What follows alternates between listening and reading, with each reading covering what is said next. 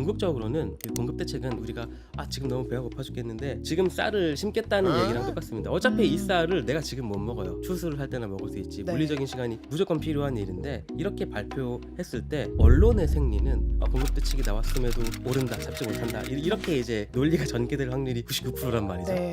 그렇게 해서 이 정책 효과를 각기격파되도록 써먹느니 종합 대책이 나올 때 공급 대책이 거기에 같이 한 바퀴를 엮어서 내놓는 게 이 대책이 조금 더 그 풍성해 보이고 파급력이 있어 보이지. 지금 만약에 공급 대책이 나온다고 하더라도 100만 가구를 공급한다고 하더라도 시장에서는 효과가 당장 없다고 생각합니다. 네, 경제적 본능 시작합니다. 부동산 시장에 관심 많은 이들에게는 익숙할 구독자 60만 명에 육박하는 부동산 정보 채널 유튜브죠. 집코노미를 진행하시는 한국경제 전영진 기자님 나와 계십니다. 안녕하세요. 반갑습니다. 전영진이라고 합니다. 네. 어제 한국부동산원에서 12월 넷째 주 전국 주간 아파트 가격 동향이 나왔거든요. 근데 서울 아파트 평균 매매 가격은 직전주 대비 0.21% 올랐다고 나왔는데 이건 얼마나 높은 수치인가요? 지금 0.21의 절대치가 높냐 낮냐를 따져보면은 아주 높진 않은 수준인데 네. 문제는 전주 대비 전전주 대비로 봤을 때 점점 올라오고 있다는 거거든요. 우리가 10월 15일에 대책이 나온 다음에 이제 2달 조금 넘어갔는데 서울의 아파트 가격은 다시 점점 오르고 있다. 이 추세가 굉장히 중요한 것 같아요. 근데 이제 내용을 보면은 세부적인 수치들은 그동안 약간 뭐 상승장에서 소외됐다고 하는 서울 외곽 지역들도 좀 직전보다 올라가는 추세가 보이고 있거든요. 그래서 음. 다음 주 통계, 다다음 주 통계도 봤을 때 이게 만약에 뭐 주간 한 0.4, 0.5까지 가면 굉장히 높은 수준일 네네네. 텐데 그 정도까지 가느냐 아니냐에 따라서 또 좀 약간 음. 시황이 달라질 것 같습니다. 음. 그러면 올해로 봤을 때 2025년으로 봤을 때도 뭐 어디에서는 뭐 "4년 만에 최대치로 올랐다."라고 얘기를 하고 서울 매매가가 아파트 예. 매매가가 어디는 19년 만에 최대치라고 얘기를 하는데 왜 이렇게 다른 거예요? 일단 통계를 내는 기관이 다르고요. 같은 음. 기관 안에서도 이제 여러 가지 통계가 있습니다. 방금 말씀하셨던 주간 아파트 가격 매매 동향을 보는 게 있고 이제 또 월간으로 보는 게 있는데 이 월간에도 주택을 전체를 이제 묶은 거, 아파트만 따로 발라낸 거 여러 가지 통계가 있거든요. 근데 네. 그 19년 만이라는 숫자로 봤을 때는 한국부동산원의 이제 월간 그리고 아파트 매매 가격만 따로 발라냈을 때 강남 3 구가 2006년 이후에 19년 만에 가장 높은 수준인데 2006년이 이제 지수 기준으로 25% 올랐었거든요. 네. 근데 올해가 현재까지 13% 니까 굉장히 높은 거죠. 우리가 21년도에 불장이라고 했는데 그때가 한 10% 정도였어요. 그거보다 네. 높고 다만 강남 3 구만 보면 이렇고 서울 전체로 보면은 2018년이 쪼끔 더 높았습니다. 음. 그러면 서울 중에서도 강남 3구 또 한강벨트 중심으로 올해 서울 아파트값 상승률이 계속 높아지고 있었잖아요. 근데 이게 참 이상하다고 하죠. 거래율은 줄어드는데 신고가는 계속 나오는 기현상. 왜 그런 걸까요? 그러니까 많은 분들 말씀하시는 것처럼 양극화가 진행되는 면도 분명히 있을 테고요. 그러니까 그러다 보니까 이제 주택을 더 많이 공급해야 된다. 특히 그 뭐 강남이나 강남 주변에 많이 공급해야 된다는 이제 공급론적인 이야기가 다시 나오고 있는데 네. 근데 이거는 사실 공급을 아무리 많이 한다고 돼서 해결될 수 있는 문제는 이제 좀 '넘어서지 않았을까.'라는 생각도 좀 음음. 들어요. 수급적으로 맞춰 주다 보면 100만 가구를 공급해도 강남은 모자라거든요. 네. 누구나 가고 싶어 하는 곳이고 집값이라는 게 우리가 대놓고 말할 수는 없지만 일종의 서열이 사실은 정해져 있는 음. 거기도 하고요. 그러다 보니까 약간 '구조적인 문제로 풀어가야 되지 않을까.'라는 생각을 이제 저는 해 봅니다. 사견을 음. 전제하고 말씀드리면은. 그러니까 예전에 뭐 한국은행 총재께서 뭐 이제 "입시에 대한 부분을 바꿔야 되지 않냐."라고 얘기하는 네 것도 네. 우리가 강남을 선택하는 수많은 요인 중에 하나가 그런 부분도 반드시 이제 엮여 있잖아요. 네. 이것들을 분산해서 공급 측면이 아니라 수요 자체를 여러 지역으로 좀 분산시키자. 나눠질 수 있는 방법이 아니면은 한 곳으로 집중되고 그 한 곳만 극단값으로 올라가는 게 '해결하기 어려운 문제가 아닐까.'라고 저는 음. 이제 생각을 합니다. 그러면 기자님 개인적으로 생각하셨을 때는 왜 지역의 집값이라는 게 예. 방금 말씀하신 것처럼 교육열 이 한 부분을 차지하고 또 하나는 사실상 일자리잖아요. 일자리도 뭐 중요한 영향을 네. 끼치죠. 근데 두 개를 같이 봤을 땐 사실상 교육열이 더 심하다고 보시는 거예요? 지역마다 조금 다를 네. 것 같기는 한데 그러니까 그 가구의 구성을 봤을 때 음음. 예를 들어서 이제 일자리만 있는 지역들 같은 경우에는 젊은 신혼부부들이 가서 이제 살기는 좋죠. 이제 그 사회 초년생들 나와서 결혼하고 어느 정도 이제 아이가 자랄 때까지는 굉장히 좋은 주거 여건이 갖춰지겠지만 직장과 가까운 곳에. 근데 네. 이게 이제 아이가 초등학교 들어가고 중학교 들어갈 때마다 이제 목표로 하는 수준들이 있는 부모들이 계시거든요. 네. 그랬을 때는 또 이제 옮겨가야 되고 지금 우리가 이 방송을 찍고 있는 목동도 마찬가지잖아요. 네. 누군가에게는 들어가야 하는 곳, 누군가에게는 아이가 뭐 중학교 갈 때는 그래도 한 '대치로 점프를 뛰어야 되지 음음음. 않나.'라고 징검다리로 여겨지는 곳이듯이. 네. 근데 이런 것들이 사실은 이제 정해져 있고 오시는 분들은 다 똑같은 이유로 온단 말이죠. 이쪽에 있는 음. 집이 뭐 낡았니 새거니를 떠나서. 네. 이것들을 좀 흐트러뜨릴 수 있는 음. 그 구조가 있어야 되지 않느냐라는 게 얼마 전에 이제 논란이 됐던 이제 그런 발언들이고요. 그래서 그런지 몰라도 요즘에 많은 분들이 그래서 "강남 집값을 잡는 게 맞냐?" 예. "앞으로 이걸 규제하는 게 맞냐?"라고도 많이들 얘기하시더라고요. 그냥 오르도록 냅둬야 되는 게 아니냐. 결국엔 오르지 않을까. 언제 그러니까 놔둬보는 것도 방법이라는 말이 있긴 있어요. 네. 올라가다 보면 꺾이지 않겠냐. 그것도 맞기는 맞습니다. 근데 네. 이게 약간 정서적인 부분이 있죠. 오르는 걸 마냥 음. 놔두기에는 그 정권이 위험해지는 거잖아요. 그동안 우리가 뭐 앞에서 실패했던 정권들 부동산 가격을 통제하는 데 실패했던 정권들의 이런 걸 봤기 때문에 마냥 놔둘 수는 또 없는 노릇이라서 그렇지 음. 않을까 하는데 이제 대체할 수 있는 지역을 만든다는 게 사실은 수십 년이 걸리는 일이죠. 근데 그 씨앗을 언제 심느냐의 이제 차이일 것이고 네. 근래에 나오는 뭐 5극 3 특 같은 얘기가 네. 이런 데서 이제 확장되는 이야기지 않을까 생각은 음. 듭니다. 네. 그 더불어민주당에서 부동산 추가 공급 대책을 원래 연내에 발표하겠다고 얘기를 했다가 해가 넘어갈 것 같아요. 뭐 때문에 이렇게 망설이고 있는 걸까요? 그 사실 정부 차원 행정부 차원에서는 이거를 뭐 연말 연초로 약간 약을 던져 놓긴 했었어요. 그러니까 네.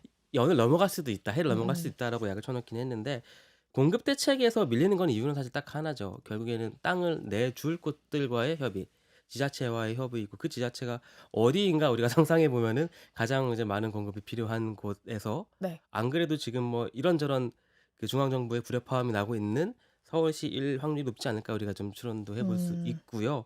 근데 다만 좀 그런 건 있습니다. 이거는 당 차원에서는 발표 시기를 우리가 연내에 하겠다라고 음. 못을 박아 놨었는데 이렇게 시기를 못 박는 것 자체가 좀 적절하지 않다고 저는 생각을 해요. 왜요? 정부의 카드와 시기를 이미 다 보여주는 거잖아요. 음. 그리고 궁극적으로는 그 공급 대책은 우리가 '아 지금 너무 배가 고파 죽겠는데 지금 쌀을 심겠다.'는 얘기랑 똑같습니다. 어차피 이 음. 쌀을 내가 지금 못 먹어요.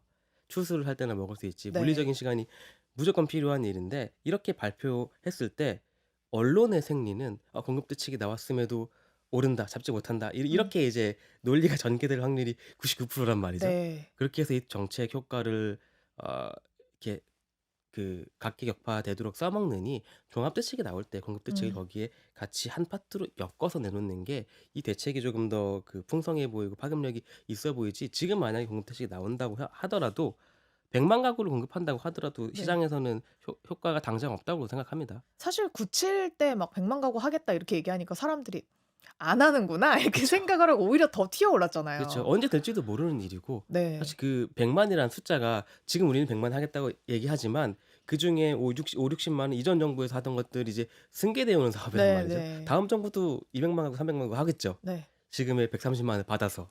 그렇기 때문에 숫자에 매몰돼서 보기보다는 좀 그 실질적인 부분 그러니까 수요 억제책이 나올 때 같이 공급 대책이 엮여서 음. 나오는 게 네. 그 대책의 빈도수도 좀 줄일 수 있고 그 영향력도 좀 키울 수 있는 게 아닌가라고 생각을 합니다. 근데 아마 이제 연초에 공급 대책이 나오더라도 네. 시장은 똑같이 받아들일 거예요. 음. 이걸로 지금 집값 못 잡는다. 그러면 이제 집값이 오르는 게 정책의 실패로 읽히거든요. 네. 사실 미래에 벌어질 일이기 때문에 알 수는 없는데 그렇게 받아들여지기 때문에 저는 저 공급 대책이 따로 나오는 게 좀 오히려 음. 그 '실패적인 발표가 아닐까.'라고 생각을 하는 편이에요. 보면은 정부에서 약간 마음이 급한 것 같아요. 그래서 6.27 대책이 나왔을 때 사실상 수요 그 규제책이었잖아요. 근데 그러고 나서 9월 7 일에 공급 대책이 나왔고 그러니까 수요 규제, 공급, 수요 규제, 공급 이렇게 나와야 된다고 뭔가 강박관념 같은 걸 가지고 있는 것 같다는 느낌이 자꾸 들어서. 약간 그런 것도 있을 겁니다. 그러니까 6.27이 굉장히 강력했거든요. 근데 네. 강력했는데 생각보다 빠르게 시장이 이제 회복을 전환을 했어요. 했잖아요. 네. 중간에 뭔가 한번 우리가 카드를 더 내놔야 되는데 다음 수요 억제책을 바로 내놓기에는 6월 말에서 9월 초까지 이게 너무 텀이 좀 짧기도 해요. 그래서 중간에 내놓을 수 있는 게 그동안 준비해 놨던 이제 공급 대책들이 나온 측면이 좀 있어 보이거든요. 근데 당연히 시장에서는 음. 이거 지금 우리 현실로 다가온 것도 아닌데 좀 약하게 보죠. 그러다 보니까 97 대책이 사실 지금 대부분 기억도 못 하실 안 겁니다. 나죠. 어떤 네. 것들인지. 다들 기억하는 거는 그냥 대출 막힌 그쵸. 것들이에요. 예. 네. 6월 달에 한 번 막혔고 10월 달에 한 번 더 막혔다. 그래서 지금 25억 넘어가면 2억 밖에 대출이 안 나온다. 요 맞습니다. 정도만 다들 알고 네. 계시니까 어느 정도의 공급 대책이 나와야 사람들이 반응을 좀 할 것 같아요? 규모로는 200만 300만 원이 나와도 반응은 없을 거라고 그러니까 생각해요. 저는 왜냐하면 그렇게 호수 자체로는 별 의미가 없을 것 같아서. 그렇죠. 내가 배가 고픈데 지금 쌀을 심는 사람보다 햇반을 갖다 주는 사람이 더 반갑잖아요. 그쵸. 예. 네. 쌀은 계속 꾸준히 심어 왔어야 하는 거고 그거를 지금 집값이 오르는 거에는 대책으로 내놓을 필요는 없는 거죠. 배고픈 사람에게는 이제 햇반이 사실 있단다를 보여주거나 네. 예 뭐 "곧 올 거야."라고 이제 말을 해 주거나 그게 필요한 거죠. 음. 아니면은 뭐 이제 "밥이 없다." 솔직하게 얘기를 하거나 네. 그럼 저는 차라리 그러니까 왜 얼마나 도움이 될지는 잘 모르겠지만 그린벨트를 풀어서 예. 뭐 여러 군데 인제 공급을 할 곳들은 사실 지금 정해져 있잖아요. 맞아요. 보이는 곳들이 있는데 그곳들도 사실 뭐 강제 수용을 한다고 하더라도 저는 그렇게 빠르진 않을 거라고 생각하거든요. 서리풀도 지금 거기 막혀 있는 거 아니에요? 맞습니다. 네. 얼마나 됐죠, 서리풀? 서리풀이 이제 확정은 작년이에요. 확정은 작년인데 굉장히 구체적으로 알고 있어서 좀 네. 놀랐어요. 작년인데 제가 강남에 있는 모든 그린벨트를 다 답사를 했었는데 사실 대규모 특징을 만들 수 있는 그린벨트는 서리풀이 거의 유일한 마지막 남은 현실적으로는 좀 그렇게 네. 보여요. 그린벨트 풀어서 이제 신도시 만드는 거는 우리가 3기 신도시도 2018 년부터 발표를 했는데 아직 이제 입주한 곳들은 없잖아요. 그때부터도 우리는 이미 음음. '입주까지 10 년이 걸릴 거다.'라고 내다봤었고 네. 지금 발표하는 것도 이제 10년 뒤에 있을 일들이죠. 음. 그리고 저는 어디에서 또 수요가 튀어나오냐면 새 집을 사는 데는 방법이 사실상 뭐 하나 정도 있잖아요, 청약해서 되는 경우. 네. 근데 30-40 대가 지금 두려워하는 게 네. 청약 만점을 절대 받을 수 없는 나이이기도 하고 네. 하다 보니 '우리는 죽어도 새 집을 못 산다.' 이러는 인구들이 있잖아요. 그러다 보니까 요즘 오히려 가격을 더 튀어오르게 하는 주 계층이지 않을까라는 생각이 드는데 이 30-40 대를 좀 마음을 잡을 수 있는 공급 대책은 없을까? 그 가장 어렵죠. 사실 이게 주택 구매의 이제 수요로 보자면은 인생의 뭐랄까요? 삶의 궤적이랑 가장 맞아떨어지는 게 이제 이 나이대잖아요. 네. 결혼하고 출산하고 애기 그러면서 나오고 예. 당연히 이제 아이가 필요해지는 시대인데 그러니까 이들의 눈을 돌릴 수 있다는 게 그 아 진짜 너무 대책이 없나요? 사실은 그러니까 얼마 전에 나온 통계에서도 우리가 이제 대출이 굉장히 늘어난 부분이 30-40 대가 굉장히 많이 늘어났고 이들이 뭐 온갖 수단을 동원해서 지금 대출을 끌어오고 있는데 가장 근본적인 부분은 소위 말하는 음. 벼락거지라는 프레임인 것 같아요. 그러니까 포모가 오는 부분. 내가 지금 집을 안 샀더니 내가 동기들보다 친구들보다 뒤처져 있네? 그러니까 이 마음이 아니라면 사실 나중에 가서 음. 사도 되는데 지금 이제 결혼하면서 갖춰야 되는 조건들이 사실은 굉장히 많이 올라왔거든요. 뭐 예전에는 서울에 신혼집이 전세로도 있어도 괜찮은 결혼이었는데 네. 이제는 뭐 자가가 있어야 되고 자가도 뭐 더 좋으면 좋겠지만 뭐 그거는 이제 그 양가에서 얼마나 지원해 줄 쓰냐에 따라 달라지고 근데 이런 부분들이 해소돼야 되는 건데 근데 어렵죠 사실 이걸 해소하기가. 네. 그래서 결국 대통령의 이야기처럼 대책이 없다. 맞습니다. 근데 이게 뭐 이제 인위적으로 시장을 조정할 수 있는 방법이 그동안 이제 뭐 대출 잠그는 부분들도 있고 거시적으로는 금리를 건드리는 부분들도 사실 있는데 이거는 부동산 하나만 놓고 보기에는 또 너무 어려운 부분들이잖아요. 음. 근데 우리가 불과 몇 년 전 시기를 돌려보면 금리가 급격히 올라갈 때 부동산이 어떻게 붕괴했는지를 보면은 파급효과가 무시무시하기 때문에 음음. 그러니까 주택의 구매 측면에서만 놓고 보면 그때가 좀 변곡점이 올 수 있겠죠. 언제 올 수 있는지는 모르겠지만. 음. 그럼 대출 얘기로 좀 넘어가 볼게요. 네네. 그냥 "공급이고 뭐고 집을 사야겠다."라고 하는 사람들은 지금 어떻게든 대출을 받고 싶은데 다들 가고 싶은 아파트들은 서울 사대문 안에 있는 아파트들 되게 가고 싶어 하잖아요. 근 본인이 혹시 저도 그렇고 가고 싶은데 그러면 거의 한 14억 15억 요 언저리쯤 많이 가기 때문에 대출을 풀로 받아도 4억 뭐 그거보다 쪼끔 더 밑으로 사면은 6억까지 받을 수 있는데 그래도 못 사는 집들이 많단 말이죠. 그래서 요즘에 P2P를 많이 한다고 하던데 정말 그런가요? 그러니까 P2P가 지금은 이제 온투업이라고 부르긴 하는데 어쨌든 네. 이제 서로 돈이 필요한 사람과 빌려줄 사람을 매칭해 주는 이제 플랫폼이잖아요. 사적 금융을 그렇죠. 쓰는 거죠. 예. 근데 결국에는 대출이 잠겼기 때문에 뭐라도 좀 해 보고자 가는 건데 규모로만 보면은 사실 그렇게 크지 않아요. 이게 이제 음. 1조 원 정도 된 시장이기 때문에 규모 자체는 크지 않은데 문제는 이제 현상인 거죠. 사람들이 음. 돈이 궁해서 '이것까지 한다.' 음. 근데 그렇다고 우리가 이걸로 가지 않게 그 정책금융이나 이쪽에 뭐 물길을 열어줄 것이냐 그러면 이제 이 정권 안에서 가계부채 2천조 원이라는 타이틀을 네. 달게 됩니다. 물론 언젠가는 이제 오게 될 거지만 네. 그러니까 상징적인 의미가 너무 크다 보니까 부채가 늘어난다는 건 정부 음. 입장에서 그렇게 보여주고 싶은 시나리오는 아닌 거죠. 그쵸. 이 어차피 여길 잠그니 여기서 또 불어나는 네. 거니까. 네. 근데 만약에 P2P를 이용했을 경우에 뭐 자금 조달 계획서 같은 거 쓰는 데는 별 문제는 근데 없나요? 사실 이게 뭐 차주를 검증하는 거나 하는 부분에서는 그 규제를 하는 것도 어렵다고는 하더라고요. 제가 뭐 음. 금융 담당 기자는 아니어서 아주 구체적으로 알지는 못하지만 네. 이게 뭐 그 당국에서도 약간 "광고 그만하세요."라는 좀 "덜 하세요."라는 구두 개입 정도의 음. 규제만 가할 수 있다고는 하더라고요. 음. 지난해 퇴직연금 중도 인출자도 4% 넘게 늘었다고 하는데 사실 집을 사서 쓰는 데에 퇴직연금을 쪼끔 털어 가지고 가능하면 너무 좋은데 이렇게 퇴직 시기와 상환 시기가 같이 맞물리진 않잖아요. 그쵸. 그럼 나중에 퇴직하고 빚 갚다가 죽는 거예요 진짜. 맞아요. 예. 요것도 큰 문제죠. 이게 앞에 제가 말씀드렸던 포모랑 그리고 직전에 우리 봤던 P2P랑 네. 하나의 맥락에서 이어지는 거라고 봅니다. 내가 지금 뒤처지는 것 같아서 집을 반드시 사야겠는데 대출은 안 나와. 돈은 모자라. 그래서 끌어올 수 있는 모든 가용 수단을 다 동원하는 것 중에 하나가 퇴직연금이잖아요. 네. 나의 미래를.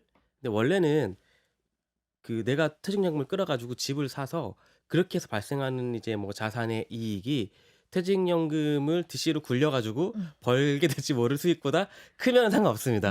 물론 네. 이제 클 수도 있겠지만 아닐 수도 있고요. 근데 이제 가장 중요한 거는 그 우리가 보유세 문제를 얘기할 때 가장 이제 대두되는 게 집 한 채인데 집은 되게 비싸. 근데 음음. 노후에 나 현금으로는 없어. 세금 낼 돈이 없어. 이런 것들이란 말이죠. 네. 근데 이렇게 퇴직연금 끌어 가지고 우리가 이제 집은 샀습니다. 나중에 퇴직한 다음에 받을 연금은 당연히 이제 줄어들겠죠. 예. 현금 발생 안 하는데 이제 이자도 갚아야 되죠. 그리고 뭐 이제 보유세 보유세 내야지, 내야죠. 이런 종부세 내야지. 부분에서 예. 그 현금 흐름은 이제 사람 바이 사람으로 너무너무 다를 것인데 만약에 끌어다 써서 자산을 취득하신 분들은 현금 흐름을 따로 또 만들어야 되는 인생의 미션이 있는 음. 거죠. 물론 퇴직연금만으로 그게 해소되지는 않겠으나 원래도 않겠으나 네. 만들어 가야 되는 거죠. 근데 집 한 채 사 가지고 집값이 엄청 올랐는데 그거는 그냥 나의 사이버 머니잖아요, 네. 팔지 않는 이상. 그냥 거기에 깔려 있는 네. 돈이니까. 그래서 저는 사실 이게 좀 어떻게 보면은 주택연금을 좀 활성화시켜 가지고 이런 음. 분들의 좀 돈이 막힌 흐름이 막히는 문제를 풀어 주면 좋지 않을까 생각은 들어요. 근데 이제 주택연금 받을 수 있는 그 집값이 그쵸. 네. 그리고 이분들이 가는 집이랑 다를 거여서. 두 번째는 일단은 주택을 가지신 분들은 네. 이게 나중에 가면 더 큰 이익이 날 거라고 보시기 때문에 좀 그쵸. 꺼려하는 부분도 있고 원래 주택연금 드시는 분들은 집값이 떨어질 거라고 생각하시는 분들이 많이들 하시니까. 그래서 이걸 좀 약간 잘 설계하면은 해결해소할 수 있지 않을까라는 생각도 좀 들고 아쉽긴 어떻게 합니다. 설계하면 좋을까요? 그건 제가 잘은 모르겠지만. 근데 궁극적으로 지금 우리 말했던 모든 문제가 네. '부동산은 오를 거다.'라는 인식이 굉장히 공고하기 때문에 음. 벌어지는 일들인 거죠. 네. '무너지지 않을 거다.' 시장인 그런 믿음이 굉장히 강하죠. 음. 임대차 관련해서도 달라지는 부분 하나 살펴볼게요. 내년에 임차인 면접제를 추진을 한다던데 요거 진짜 시행이 되는 거예요? 근데 이게 뭐 강제력 있는 제도라고 말하기는 좀 어렵고요. 그러니까 음. 제도라기보다는 그 임대인 협회가 뭐 프rop테크 업체랑 협력을 해서 뭐 어떤 방식으로 실행할지는 모르겠지만 "이런 거를 좀 도입해서 필터링을 하겠다."라는 정도인 것이지 뭐 네. 정부가 도입하거나 이런 거는 사실은 좀 아니죠. 근데 그 전세 요즘에 전세도 많이 없고 네. 월세 시장이 많아지니까 네. 이제 집주인들은 '내 집을 잘 쓸 것인가.'라는 걱정으로 이걸 많이들 하는 것 같은데 근데 전세가 너무 적어지다 보니까 사람들은 '이거라도 봐서 들어가겠다.'라는 사람들이 많아질 것 같기는 네네. 네. 한데 근데 비교해 보면 그래요. 임대인들도 "야 우리도 세금 낸 거 니네가 다 떼보지 않냐. 등기부등본 다 떼보지 않냐."라고 얘기는 하지만 사실 임차인 면접제를 당하는 입장에서는 이건 정성적인 평가가 들어가 버리는 거잖아요. 네. 그 임대인의 정보를 받아가는 거는 거의 정량적인 평가 그냥 이 이면적인 평가인데 임차인은 너무 "담배 피세요? 애완동물 키우세요? 아니면 뭐 집 깨끗하게 쓰세요? 전에 임대인이랑 어떤 관계셨어요?" 이런 것까지 다 물어보니까 '이게 맞나?' 싶은데 이게 외국에서는 좀 많이들 뭐 한다면서요? 도입된 그 국가들도 있다고는 하는데 궁극적으로 이 제도의 출발, 그러니까 여기에 공감하는 분들의 이 근원은 "너희도 한번 당해 봐."에서 음. 출발을 하는 거죠.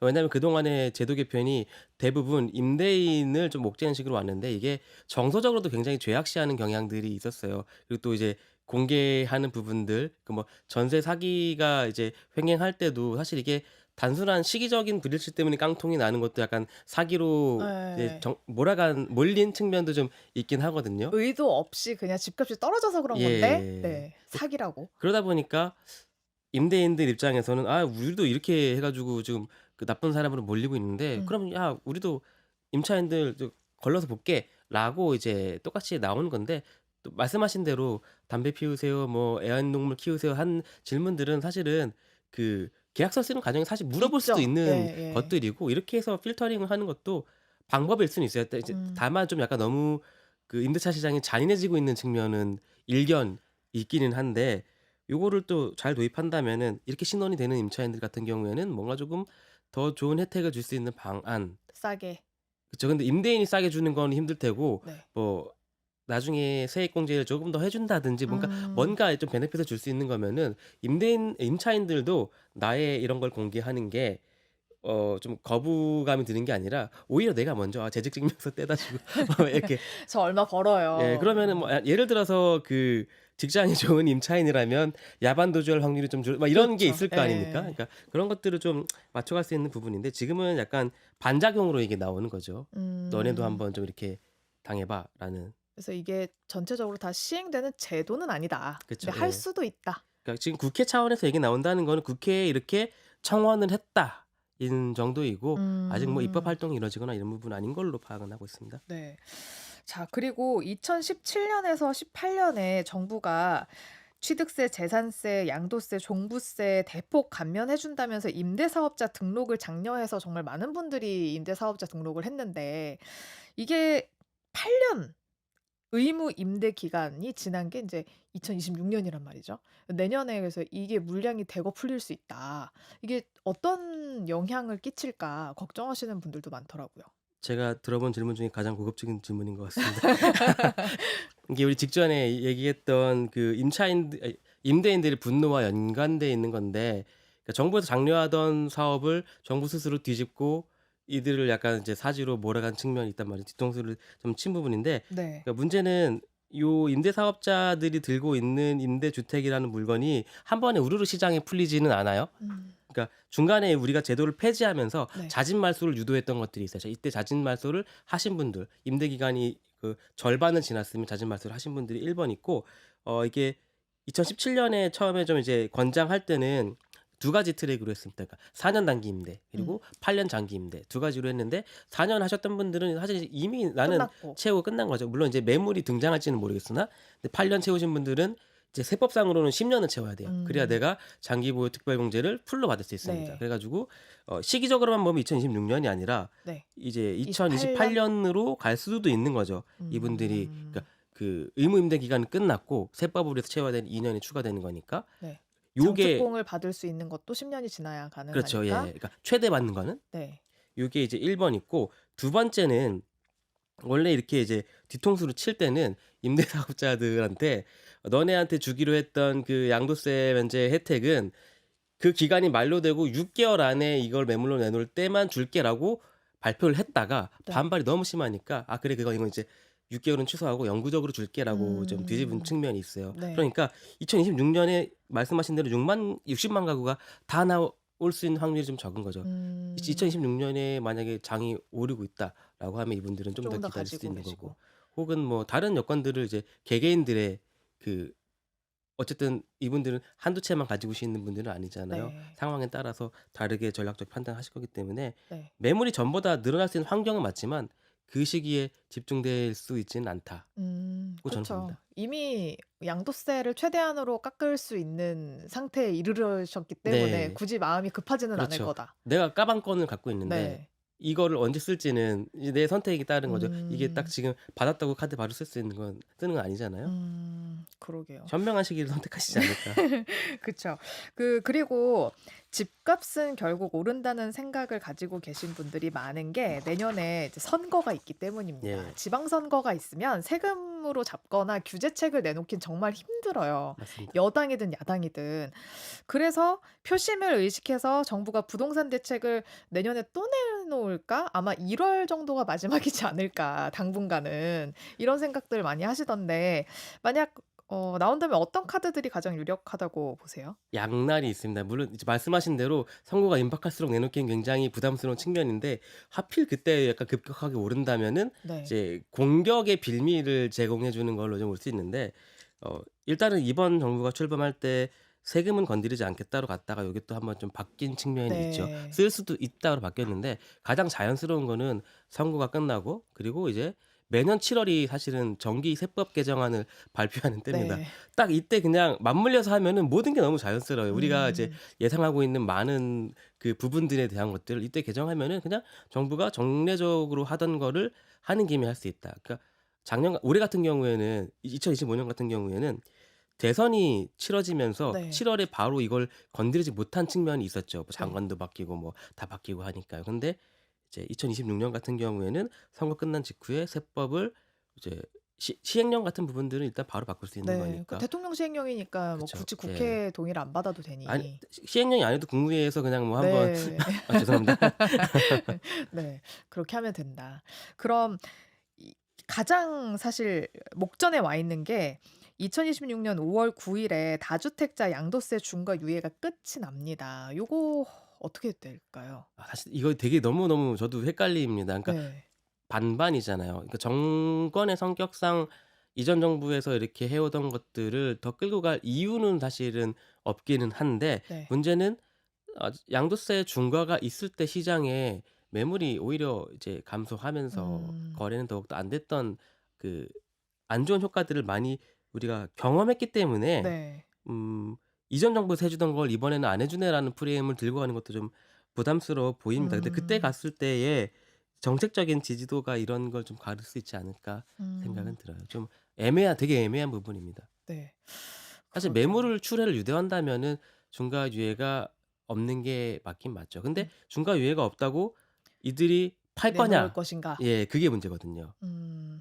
왜냐면 한 번 당해 본 적이 있기 때문에 "그때 네. 판 사람은 다 바보야."라고 하잖아요. 그리고 이제 더 올 건데 왜 지금 팔아?"라는 인식이 이미 네. 지금 깔려 있단 말이죠. 그렇기 때문에 그 생각을 깨지 않는 한 중과 유예가 없어도 음. 안 나올 수 있죠. 진짜 정책 위반자들 너무너무 힘들 것 같습니다. 그렇습니다. 예. 네. 양날의 칼이기 때문에 어떻게 결정을 할지 우리 내년에 또 지켜봐야 될 것 같습니다. 한국경제 전영진 기자와 부동산 시장 전망 이야기 나눠봤습니다. 고맙습니다. 감사합니다. 믿을 수 있는 정직한 보험 전문가가 객관적으로 점검해서 최적의 솔루션으로 합리적인 대안을 제시하는 마이보험 체크를 소개합니다. 마이보험 체크는 보험 가입자의 이익을 가장 중요하게 생각합니다. 35개의 손해보험, 생명보험사를 비교하여 보험료는 저렴하게, 가입 보장은 크게 가입할 수 있도록 도와드립니다. 특히 기존에 가입하셨던 실손 보험료가 너무 많이 올라서 점검이 필요하신 분들은 이번 기회에 꼭 보장 분석 상담 받으시기를 추천드립니다. 무엇보다 양심적인 보험 전문가들이 가입된 보험 전체를 정확하게 분석한 후 고객의 상황에 맞게 맞춤형으로 보험을 리모델링 해드립니다. 마이보험 체크에 연락하셔서 무료로 상담 받으시고 합리적인 보험 설계도 받아보시기 바랍니다. 그리고 상담 신청하실 때에는 경제적 본능 방송 보고 신청했다고 꼭 말씀해 주시기 바랍니다.